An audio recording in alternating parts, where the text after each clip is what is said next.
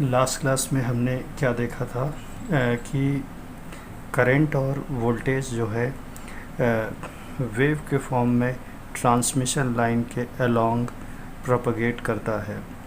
आपने इस wave equation को देखा होगा, d2v/dx² is equal to gamma square v, जहाँ पे गामा क्या है, gamma is known as propagation constant और x क्या है, डायरेक्शन ऑफ प्रोपगेशन। इस चीज़ का मतलब क्या है कि जो ट्रांसमिशन लाइन का जो लेंथ था, जो वो किस डायरेक्शन पे था, x डायरेक्शन पे था। रिकॉल दैट कि yz was the transverse plane. Anything which is perpendicular to the direction of propagation is known as transverse. So अब इस लेक्चर में हमें वेव इक्वेशन का ये कैसा इक्वेशन है, वेव इक्वेशन है। इस इक्वेशन का क्या है, सॉल्यूशन निकालना है। तो मैंने इस इक्वेशन को मॉडिफाई करके ऐसा लिखा, d2v/dx² minus gamma square v is equal to 0। ये कैसा इक्वेशन है, ये सेकंड ऑर्डर डिफरेंशियल इक्वेशन है। सेकंड ऑर्डर डिफरेंशियल इक्वेशन के राइट हैंड साइड पे कुछ भी नहीं है, इज इक्वल टू 0 है। तो ये बात पक्की है कि आपने पढ़ा होगा डिफरेंशियल इक्वेशन में कि डिफरेंशियल इक्वेशन के सॉल्यूशन में दो चीज़ें आती हैं, particular integral and complementary function. तो यदि राइट हैंड साइड कभी भी 0 हो जाए तो पक्की बात है उसका पर्टिकुलर इंटीग्रल नहीं आएगा, तो सिर्फ क्या आएगा, कॉम्प्लीमेंट्री फंक्शन आएगा। तो कॉम्प्लीमेंट्री फंक्शन कैसे निकालते हैं कि d/dx को हम किससे रिप्लेस करते हैं, d से, तो it will become d² minus gamma square v is equal to 0। इसको सॉल्व करने के बाद मुझे क्या मिलेगा कि d is equal two plus minus gamma. तो हम इसका सोल्यूशन कैसे लिखते हैं, जब कभी भी ऐसा इक्वेशन आ जाए तो हम उसका सोल्यूशन कैसे लिखते हैं कि y is the function of x is equal to a e minus gamma x plus b e plus gamma x। अच्छा, तो a और b क्या है, a और b कुछ नहीं है, सिर्फ कोफिशिएंट्स हैं। तो आप देखिए कि इसी तरीके से इस इक्वेशन का भी अपन क्या लिखेंगे, सॉल्यूशन लिखेंगे। तो v is the function of x, जैसे यहाँ पे लिखा था वैसे यहाँ इज इक्वल टू a की जगह पे मैंने क्या लिखा, v प्लस लिखा, e power minus gamma x as it is लिखा, b की जगह क्या लिखा, v माइनस लिखा, e पावर गामा x लिखा। तो ये इस इक्वेशन को देख के क्या पता चलता है कि v is nothing but it is the sum of two functions. तो दो फंक्शन का सम है। तो अब ट्रांसमिशन लाइन के हिसाब से इसे हम क्या बोलते हैं कि v voltage is the function of two wave, one is known as forward travelling wave, another one is known as backward travelling wave. तो ये जो पहला एक्सप्रेशन है इसको हम क्या बोलते हैं, फॉरवर्ड ट्रेवलिंग वेव बोलते हैं, इसको हम क्या बोलते हैं, बैकवर्ड ट्रेवलिंग वेव बोलते हैं।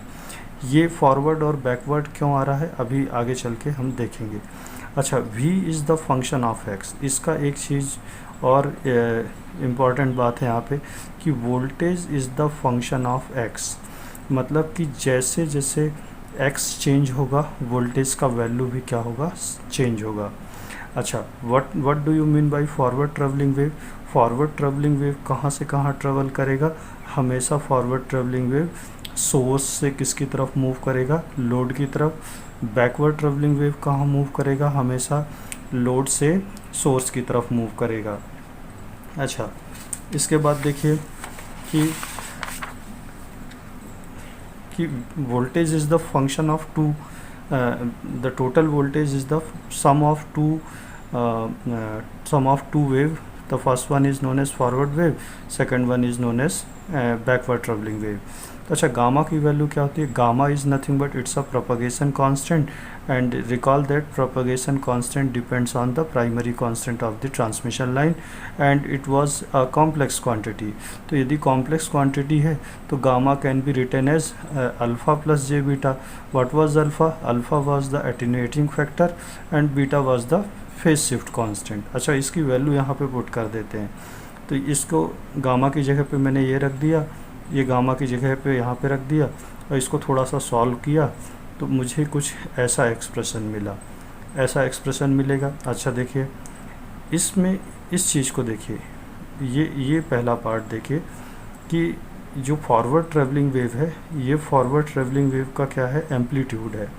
देखिए कैसे, इसका मीनिंग क्या है, कैन आई से कि it's a multiplication of two function v plus, कैसा है, कांस्टेंट है। ये देखिए v प्लस का मैंने कांस्टेंट का ग्राफ बना दिया। ये क्या है, एक्सपोनेंशियल ग्राफ है, एक्सपोनेंशियल ग्राफ बना दिया। दोनों को मल्टीप्लिकेशन करूँगा तो सिग्नल एंड सिस्टम में देखा होगा कि इसका ग्राफ भी बिल्कुल एज इट इज़ आएगा। इस चीज़ का मतलब क्या है, ये किसका एक्सप्रेशन है, फॉरवर्ड ट्रैवलिंग वेव का। अल्फ़ा क्या है, एटीन्यूएशन है। यानी ये इस बात को बताता है कि whenever the forward wave moves from source to load, तो उसमें क्या होगा, सोर्स से लोड में जब मूव करेगा तो आप देखिए वेव का एम्पलीट्यूड क्या हो रहा है, धीरे धीरे डिक्रीज़ हो रहा है। ऐसा क्यों हो रहा है, ऐसा इसलिए हो रहा है क्योंकि अल्फ़ा प्रेजेंट है, एटीन्यूएटिंग फैक्टर प्रेजेंट है। अच्छा, एटीन्यूएशन क्यों आता है, याद करिए, attenuation comes in picture because of resistance and conductance. यदि दोनों की वैल्यू 0 हो जाए तो हम उसे क्या बोलते हैं, लॉसलेस ट्रांसमिशन लाइन बोलते हैं, अदरवाइज लॉसी ट्रांसमिशन लाइन बोलते हैं। तो अच्छा, आप इसमें एक चीज़ और देखिए, यदि अल्फ़ा की वैल्यू यदि मैं जीरो कर दूं तो ये क्या होगा, क्या होगा, ये वाला फैक्टर क्या हो जाएगा, 1 हो जाएगा। तो फॉरवर्ड ट्रैवलिंग वेव में क्या एटीन्यूएशन होगा, बिल्कुल नहीं होगा। क्यों, क्योंकि अल्फ़ा 0 हो गया। तो देखिए इस वेव को देखिए, इसमें किसी भी तरीके का एटीन्यूएशन नहीं हो रहा है। तो this is the physical significance of first part of the equation. So इसका इस टर्म का ये क्या है, पहले टर्म का ये क्या है, ग्राफिकल रिप्रेजेंटेशन है। तो आप बिल्कुल कंफर्म हो जाइए कि ये किसका एक्सप्रेशन है, फॉरवर्ड ट्रैवलिंग वेव का, और ये किसका एक्सप्रेशन है, बैकवर्ड ट्रैवलिंग वेव का। तो जिस तरीके से मैंने फॉरवर्ड ट्रैवलिंग वेव के लिए चीज़ें की, उसी तरीके से बैकवर्ड ट्रैवलिंग वेव के लिए भी कर सकता हूँ। तो देखिए ये क्या है, ये जो टर्म है v माइनस ई पावर अल्फ़ा एक्स, ये क्या होगा, बैकवर्ड ट्रैवलिंग वेव का क्या होगा, एम्पलीट्यूड होगा। बैकवर्ड ट्रैवलिंग वेव हमेशा कहाँ से कहाँ मूव करता है, हमेशा लोड से सोर्स की तरफ मूव करता है। आप देखिए इस वेव को देखिए कि इसका एम्पलीट्यूड क्या हो रहा है, धीरे धीरे धीरे धीरे डिक्रीज़ हो रहा है। ऐसा क्यों हो रहा है, क्योंकि अल्फ़ा प्रेजेंट है। यदि अल्फ़ा की वैल्यू 0 कर दीजिए तो ये क्या हो जाएगा, ये फैक्टर क्या हो जाएगा, 1 हो जाएगा। तो अब देखिए इसमें बैकवर्ड ट्रैवलिंग वेव का क्या एम्पलीट्यूड डिक्रीज़ हो रहा, नहीं हो रहा है। क्यों, क्योंकि एटीन्यूएशन नहीं है। ऑलवेज रिमेंबर दैट कि बैकवर्ड ट्रैवलिंग वेव कहाँ से कहाँ मूव करेगा, लोड से सोर्स की तरफ मूव करेगा। तो आप कैसे प्रिडिक्ट करेंगे कि कौन सा वेव किस डायरेक्शन पे जा रहा है। यदि कभी भी साइन माइनस के टर्म में आए तो आप समझ जाना कि वेव का प्रोपगेशन किस डायरेक्शन में हो रहा है, प्लस एक्स डायरेक्शन में। यदि प्लस जे बीटा एक्स का टर्म आ जाए तो आप समझ जाना कि वेव का प्रोपगेशन माइनस एक्स डायरेक्शन में। देखिए ये एक्स डायरेक्शन क्यों बोला, देखिए ये जो डायरेक्शन है कौन सी है, एक्स है। तो यदि मैं इस तरफ मूव करूँगा तो ये कैसा होगा, प्लस एक्स होगा। यदि मैं इस तरफ मूव करूँगा तो ये कैसा होगा, माइनस एक्स होगा। इसलिए मैं प्लस एक्स और माइनस एक्स बोल रहा हूँ। अच्छा सोच के देखिए कि यदि बीटा की वैल्यू 0 हो जाए तो उसके लिए क्या ग्राफ होगा। चलिए देख लेते हैं कि यदि बीटा की वैल्यू 0 हो जाए तो ग्राफ क्या होगा। फिर से वही एक्सप्रेशन में बीटा की वैल्यू हम क्या कर देते हैं, जो अपना एक्सप्रेशन आया था फॉरवर्ड ट्रैवलिंग वेव का और बैकवर्ड ट्रैवलिंग वेव, बीटा की वैल्यू 0 कर देंगे तो ये क्या हो जाएगा, ये फैक्टर क्या हो जाएगा, 1 हो जाएगा। ये भी फैक्टर क्या हो जाएगा, 1 हो जाएगा। कैसे होगा, देखिए ई पावर आई थीटा क्या होता है, cos theta plus I times of sine theta. अब यदि आप थीटा की वैल्यू 0 कर देंगे तो कॉस थीटा क्या होगा, 1, साइन थीटा क्या हो जाए, 0। तो यानी इसका वैल्यू हमेशा क्या आएगा, 1 आएगा। अच्छा ये एक्सप्रेशन ऐसा आया। तो देखिए इस चीज़ का क्या सिग्निफिकेंस है, ग्राफिकल रिप्रेजेंटेशन क्या होगा। v प्लस कॉन्स्टेंट है, ई पावर माइनस अल्फ़ा एक्स क्या है, एक्सपोनेंशियल फॉल है। दोनों का मल्टीप्लिकेशन किया तो एक्सपोनेंशियल फॉल आएगा। एक्सपोनेंशियल फॉल कहाँ, किसके लिए आएगा, जब वेव कहाँ से कहाँ चलेगी। ये किसका था, फॉरवर्ड ट्रैवलिंग वेव का। तो जब हम फॉरवर्ड ट्रैवलिंग वेव का मतलब क्या हुआ, हमें कहाँ से कहाँ चलना है, सोर्स से लोड। जब हम सोर्स से लोड की तरफ जाएंगे तो हमें एक्सपोनेंशियल फॉल मिलता जाएगा। अच्छा दूसरे टर्म का क्या मीनिंग है, जब हम लोड, ये किसके लिए था, बैकवर्ड ट्रैवलिंग वेव के लिए था। जब हम लोड से सोर्स की तरफ चलेंगे तो भी मुझे क्या मिलेगा, एक्सपोनेंशियल फॉल मिलेगा। अच्छा, what do you mean by beta? Beta की वैल्यू जीरो रखने का मतलब क्या है? बीटा का इक्वेशन क्या होता है? 2π/λ। ये कैसे आता है यह भी मैं बताऊंगा आप लोगों को फेज के केस में। अभी थोड़ी देर के लिए इस एक्सप्रेशन को दिमाग में रखिए। ये 2π/λ। अच्छा, बीटा की वैल्यू जीरो कब आ सकती है? जब लैम्डा क्या हो? इनफाइनाइट हो। अच्छा, मुझे यहाँ से ये पता चल गया कि लैम्डा की वैल्यू क्या है? इनफाइनाइट। अच्छा, ये इक्वेशन होता है ना कि C = फ्रीक्वेंसी इंटू लैम्डा, मतलब फ्रीक्वेंसी की वैल्यू निकालने के लिए लैम्डा को मुझे नीचे ले जाना पड़ेगा। C/λ फ्रीक्वेंसी की वैल्यू, लैम्डा की वैल्यू कितनी है? इनफाइनाइट है। तो फ्रीक्वेंसी की वैल्यू कितनी है? ज़ीरो है। मतलब ये किसका केस है? DC का केस है। मतलब ये बात पक्की है, ये बात पक्की है कि यदि बीटा जीरो है मतलब आपने कौन सा सोर्स लगाया है? DC सोर्स लगा के रखा है। तो आगे चलिए आगे देखते हैं कि आगे क्या होगा। अब देखिए, आपने एक एक्सप्रेशन लिखा Vx = फिर से वही सी एक्सप्रेशन पे आ जाते हैं V प्लस। अच्छा, ये इसकी वजह से क्या आएगा? एटीन्यूएशन आएगा। इसकी वजह से क्या आएगा? वेव का प्रोपगेशन मिलेगा। किस डायरेक्शन में वेव प्रोपगेशन हो रहा है? माइनस है तो पक्की बात है प्लस x डायरेक्शन पे। ये वेव है, ये किस डायरेक्शन पे प्रोपगेट हो रही है? प्लस x डायरेक्शन पे। क्या इसमें एटीन्यूएशन हो रहा है? बिल्कुल हो रहा है। क्यों? क्योंकि अल्फ़ा का टर्म प्रेजेंट है। अच्छा, इसमें दोनों तरफ e⁻j⍵t का मल्टीप्लाई कर दें, कोई फ़र्क नहीं पड़ेगा इस इक्वेशन में। तो मल्टीप्लाई करने के बाद यदि यहाँ पे मल्टीप्लाई किया है तो यहाँ पे भी करूँगा, यहाँ पे भी करूँगा। इस इक्वेशन को थोड़ा सा रीअरेंज करता हूँ। तो यहाँ पे मैंने लिख दिया v is the function of x, t। तो देखिए Vx है और ये t का फंक्शन है, इसको टोटली मैंने ऐसा लिख दिया है। ज़रूरी नहीं है कि ऐसा लिखना, आप ऐसा भी लिख सकते हैं। अच्छा, इस एक्सप्रेशन को मैंने v + e⁻⁴x e⁻j⍵t - βx लिखा। इस एक्सप्रेशन को भी थोड़ा सा मॉडिफाई करके कुछ ऐसा लिखा। अगेन फिर से ये कहूँगा, ये कौन सा वेव होगा? फॉरवर्ड ट्रेवलिंग वेव होगा। ये कौन सा होगा? बैकवर्ड ट्रेवलिंग वेव होगा। अच्छा, इधर लेफ्ट हैंड साइड पे क्या मैं ऐसा कह सकता हूँ? Voltage is the function of space. Space मतलब x, स्पेस एंड टाइम, बिल्कुल है। अच्छा, इस एक्सप्रेशन को कौन सा एक्सप्रेशन बोलते हैं? ये फेज़र फॉर्म है। ये कौन सा फॉर्म है? Phasor form of the expression. क्या इसमें टाइम इन्वॉल्व है? नहीं है। ये कौन सा एक्सप्रेशन है? इसमें टाइम का इन्वॉल्वमेंट कर दिया, तो इसको क्या बोलते हैं? टाइम हार्मोनिक फॉर्म बोलते हैं। तो फेज़र फॉर्म ये है, टाइम हार्मोनिक फॉर्म ये। अच्छा, इसको इस फॉर्म में क्यों लाया? अभी आपको समझ में आ जाएगा कि what do you mean by forward travelling wave and what do you mean by backward travelling wave. Phasor form मतलब j⍵x वाला टर्म रहेगा। टाइम हार्मोनिक फॉर्म मतलब j⍵t - βx वाला टर्म भी रहेगा। अच्छा, इसका मीनिंग देखते हैं क्या है। अब देखिए, क्या e⁻i⁻ को मैं ऐसा लिख सकता हूँ? cos θ + i times of sin θ, बिल्कुल लिख सकता हूँ।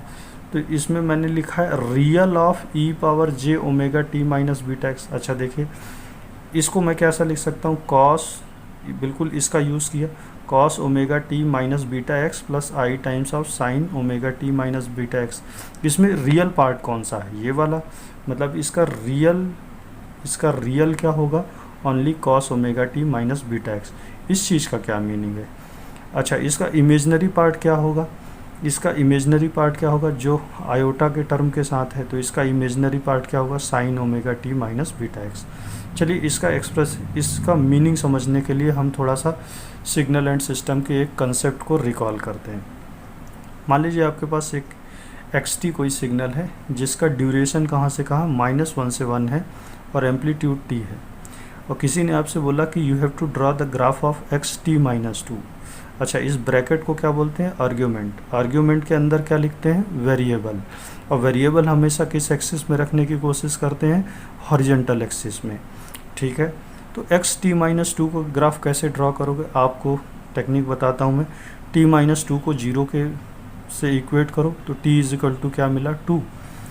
तो मतलब टाइम में आपको कितना ऐड करना है? 2। तो -1 के साथ क्या +2 ऐड करिए और इस 1 के साथ +2 ऐड करिए। तो -1 के साथ 2 ऐड करेंगे तो आपको क्या मिलेगा? 1, और 1 + 2 करेंगे तो आंसर क्या मिलेगा? 3। तो ग्राफ कहाँ से कहाँ बनाना है इस बार? 1 से लेके 3 के बीच में बनाना है। देखिए, इस ग्राफ को 1 से लेके 3 के बीच में। अच्छा, इन दोनों का कंपैरिजन कर दीजिए। हालांकि यहाँ पे xt - 2 लिखना चाहिए मुझे। तो इस ग्राफ में देखिए, इस ग्राफ में देखिए कि सिग्नल किस डायरेक्शन पे शिफ्ट हो गया, राइटवर्ड डायरेक्शन पे शिफ्ट हो गया। यानी कि ये कुछ हमें बताता है कि यदि आर्ग्यूमेंट को मैंने मॉडिफाई किया, यदि मॉडिफाई किया तो सिग्नल की शिफ्टिंग मुझे मिलेगी या कि राइटवर्ड डायरेक्शन पे मिलेगी या कि लेफ्टवर्ड डायरेक्शन पे। माइनस टाइम्स ऑफ समथिंग कुछ किया तो सिग्नल किस तरफ शिफ्ट हुआ, राइटवर्ड डायरेक्शन पे। अच्छा, आगे देखते हैं कुछ और। चलिए यही सेम एग्जांपल फिर से, xt सिग्नल है -1 से 1, एम्पलीट्यूड कितना है 2। अब किसी ने बोला xt+2 का ग्राफ बनाइए, तो t+2 इज इक्वल टू क्या पुट करेंगे 0, t इज इक्वल टू -2। हर जगह आपको क्या किससे क्या माइनस करना, -2। तो -1 -2 1 -2, तो -1 -2 कहाँ हो गया, -1 -2 की वैल्यू कितनी होगी -3, और 1 और -2 की वैल्यू कितनी हो जाएगी -1। तो अब देखिए ग्राफ को कहाँ से कहाँ बनाना है, -3 से लेके -1। तो देखिए -3 से -1। अच्छा, आर्ग्यूमेंट को मॉडिफाई किया तो ग्राफ किस तरफ शिफ्ट हो गया, लेफ्टवर्ड डायरेक्शन की तरफ शिफ्ट हो गया। तो t+2 यदि प्लस किया कुछ तो ग्राफ किस तरफ जा रहा है, लेफ्टवर्ड डायरेक्शन के। तो अच्छा, यही कॉमन सेंस हम यहाँ पे लगाते हैं। तो cos omega t minus beta x, इसका शिफ्टिंग किस तरफ होगा, राइटवर्ड डायरेक्शन की तरफ शिफ्ट होगा। तो ये आपका ट्रांसमिशन लाइन था। ट्रांसमिशन लाइन में राइटवर्ड डायरेक्शन की तरफ यदि आप जा रहे हैं तो किसकी तरफ जा रहे हैं, सोर्स से लोड की तरफ जा रहे हैं कि लोड से सोर्स की तरफ जा रहे हैं।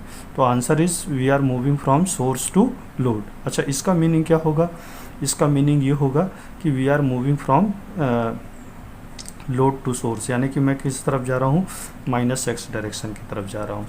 तो फाइनली अब यदि कंक्लूड किया जाए तो हमने क्या देखा so far, we have seen the solution of wave equation.